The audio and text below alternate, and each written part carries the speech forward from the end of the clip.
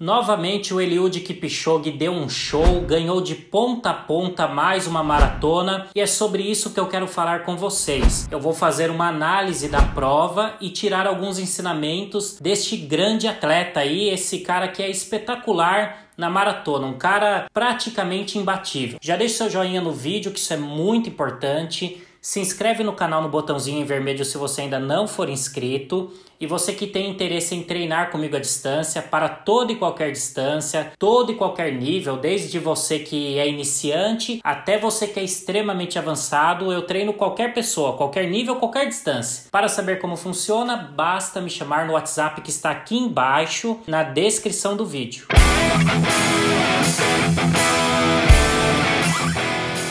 Seguinte, Abelardos, vou deixar um contexto geral aqui sobre a prova para vocês, tá? Que assim, o que aconteceu nessa prova? Ela foi uma prova, obviamente, só para atletas profissionais, né? O Eliud Kipchoge, ele era o favorito. Kenenisa Bekele, que era um cara que poderia disputar com ele, não correu. Pelo que eu sei, o Bekele perdeu o pai dele recentemente, então ele interrompeu o treinamento, né? Por essa questão que é uma questão familiar, uma situação bem difícil, né? Então o Kipchoge entrou como favorito. A prova foi na Holanda, dentro de um aeroporto. Percurso totalmente plano. Teve coelhos para puxar a prova, tá? E a prova foi muito boa para o Kipchoge do início ao fim. Eu vou ler aqui e comentar com vocês as parciais e aí a gente vai analisar o que aconteceu ao longo da prova. Não vou conseguir colocar imagens, tá? Porque tá dando direitos autorais. Senão eu colocava umas imagenzinhas aqui da prova e tudo mais, né? Mas aí se você quiser assistir essa prova depois completa, depois do meu comentário aqui, assiste esse vídeo primeiro, eu vou deixar na descrição do vídeo aqui o link da prova completa, tá bom? Agora vamos analisar aqui então os tempos, as parciais do Kipchoge a cada 5 km. Ó, então ele passou o primeiro 5 km para 14,55, né? Ele estava aí num pace de 2,59. Depois ele passou o 10 km para 29,15, que já estava ali correndo num pace de 2,52. O 15 km ele passou para 43,46, né? 43 minutos e 46 segundos, que é um pace de 2 minutos e 55 por quilômetro. A meia maratona ele passou com 1 hora e 1,43, pace de 2,57 por quilômetro, passou muito bem a meia, né? O 25 km ele passou para 1 hora e 13, que seria um pace de 2,58. O 30 para 1 hora e 28, 10, pace de 2,59. O 35 para 1,43, ainda pace de 2,59. O 40, 1,57, pace de 3 por 1000. E finalizou a prova em 2 horas, 4 minutos e 30 segundos. É importante a gente analisar aqui que ele passou a meia, né, para 1,43. Se ele dobrasse, fizesse o mesmo ritmo na segunda metade, ia dar aí cerca de 1,3,26, né? 1 hora e 1 com 1 hora e 1, daria 2 horas e 2. 40 segundos com 40 segundos dá 1 minuto e 20, mais 3 e 3, 1 minuto e 26. Então daria 1 hora, 3 minutos e 26 segundos. Ou seja, a segunda metade da prova, o ritmo dele caiu um pouco. E aí, galera, por que caiu um pouco? Eu vou explicar aqui para vocês, tá? Ele correu o tempo todo na frente. O tempo todo ele estava na frente, ele estava muito bem. Sabe quando o cara tá aqui correndo e você vê que o cara tá assim, ó, tá bem, tá ligado na prova, tá rendendo. E ele foi correndo. Os caras com ele no começo, alguns coelhos, um bloquinho maior. Depois distanciou o pessoal, né? E ele ficou, ele e mais 2 atletas por um bom tempo. A partir de mais ou menos 1 hora e 35, 1 hora e 36 de prova, os caras que estavam correndo do lado dele, que eram 2 nesse momento, ficaram. E aí ele correu desse momento de mais ou menos 1,35, 1,36 de prova até 2 horas e 4 totalmente sozinho. E aí ele forçou um pouco, mas mesmo assim, quando você tá correndo com mais gente e fica sozinho e abre muito, o seu ritmo cai um pouco, né? E essa prova em si, ele não entrou para fazer o seu melhor tempo, ele não entrou para tentar um recorde do mundo. É uma prova que serviu para ele retomar a confiança, porque vocês lembram que na última ele teve aquele problema no ouvido, ele deu uma quebrada e terminou em 8º ou 9º, se não me falha a memória, a última maratona que ele correu. Então essa ele entrou mais para pegar um ritmo de prova, ao meu ver, tá? Pelo que eu entendi das entrevistas dele também. E ele não entrou para melhor marca. Isso que vocês têm que entender sempre esse ponto. Tem prova que o cara corre para ganhar. Tem prova que o cara corre para fazer tempo. Normalmente, quando você entra só para ganhar a prova, os atletas profissionais, você não visa um bom tempo, você visa a colocação, que foi o que aconteceu nessa prova. Então ele não correu o melhor pace dele, ele não correu a segunda melhor metade de prova da vida dele, né? Dos 21 aos 42 caiu um pouquinho o ritmo, pouca coisa também. Mas ele se sentiu bem, retomou essa confiança e terminou a prova inteiro. Terminou inteiro, então com certeza após essa prova, após ver o que funcionou no treinamento dele para correr essa marca, ele vai fazer uns ajustes com o seu treinador e na próxima que ele for correr, eu acredito que aí sim ele vai entrar para correr aí na casa das 2h01.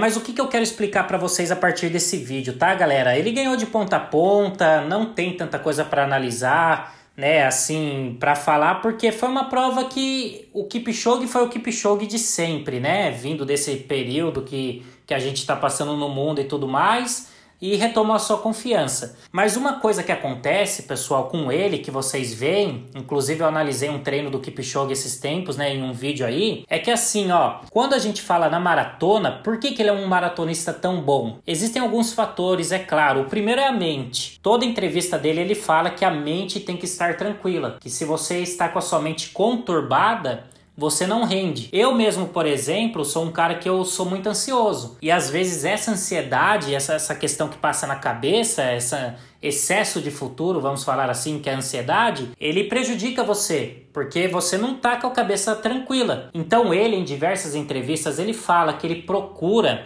em todos os momentos que ele não está treinando, descansar, ler um livro, ficar com a cabeça tranquila, a mente tranquila.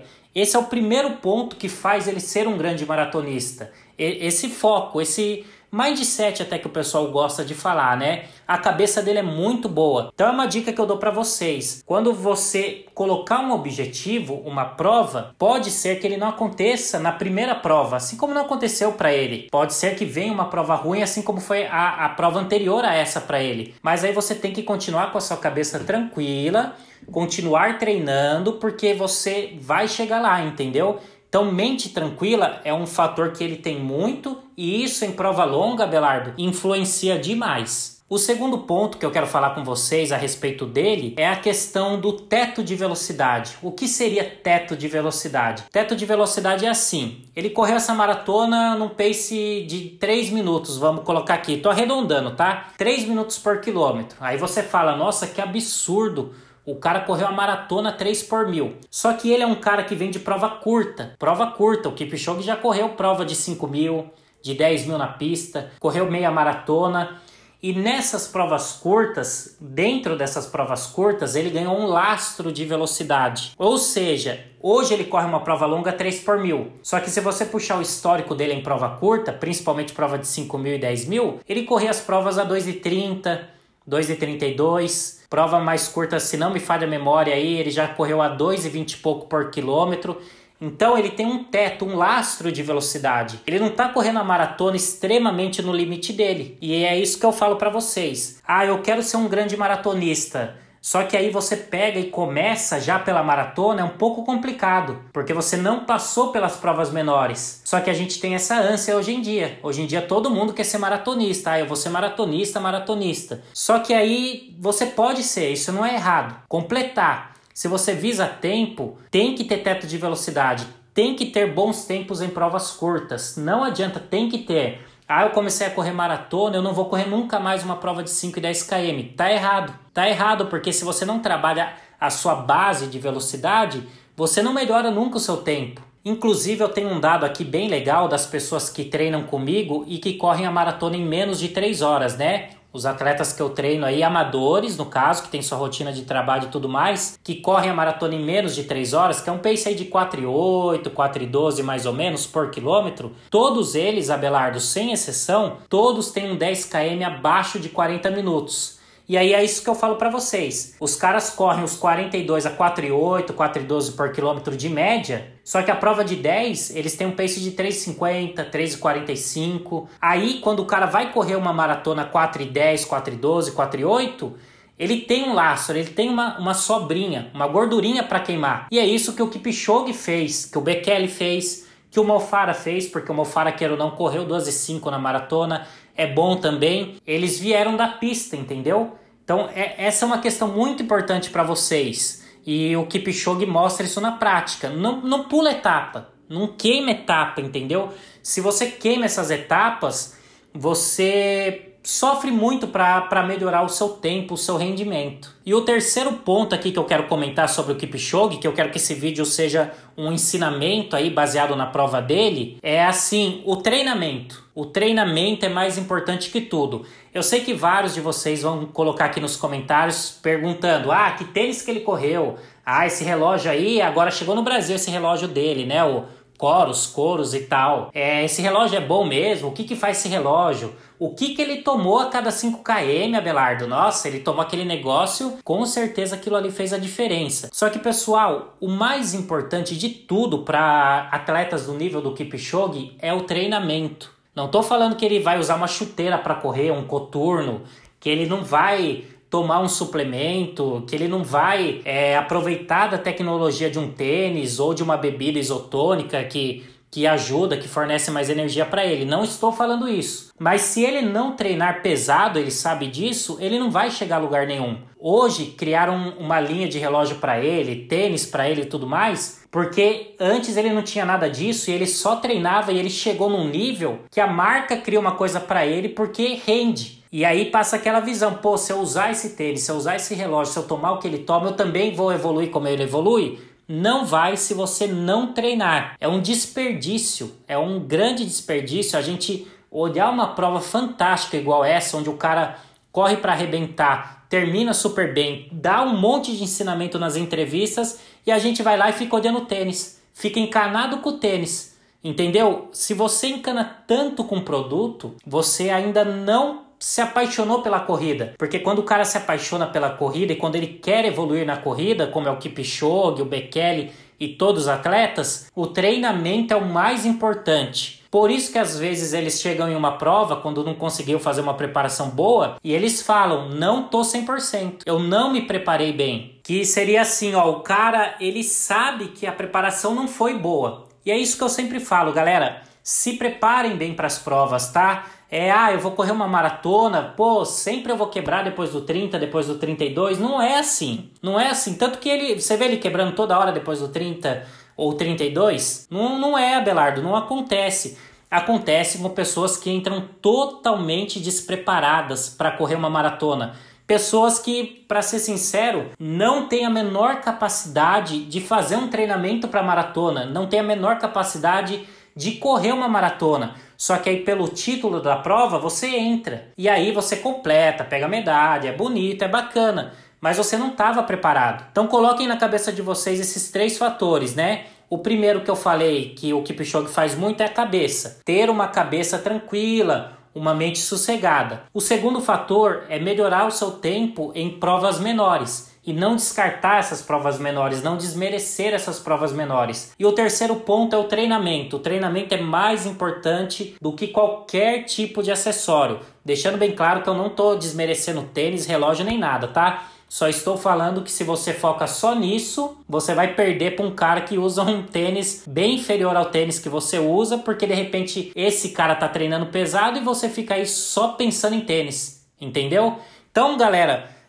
o que eu quis trazer com esse vídeo foi uma análise rápida do Kipchoge, baseado na prova, baseado na rotina dele e baseado em coisas que ele faz para chegar nesse nível, que é um nível que você olha ele correndo, você fica abismado, você fala, é espetacular o que o cara faz. E por que ele faz? Porque ele leva em conta esses fatores que eu citei aqui para vocês. Resumindo, o cara é uma lenda, o cara é fera, deitou de novo, correu demais, deu um espetáculo pra gente, nos ensinou mais coisas como ele sempre ensina e foi top demais, Abelardo. Já deixa seu joinha no vídeo aqui, tá? Um vídeo rápido, mas com bastante ensinamento para vocês. Deixa o joinha, se inscreve no canal se você não for inscrito. Se quer treinar comigo à distância, me chama no WhatsApp. E é isso, galera. Vamos treinar, vamos pegar pesado, vamos controlar nossa mente, vamos parar de focar tanto em produto e focar mais no treinamento. E vamos aí focar em melhorar as distâncias curtas se nós queremos bons tempos em provas longas, tá bom? Do mais é isso, um abraço, tamo junto, falou, valeu e fui. Obrigado pelo seu acesso, garotinho e garotinha, Abelardo e Abelarda.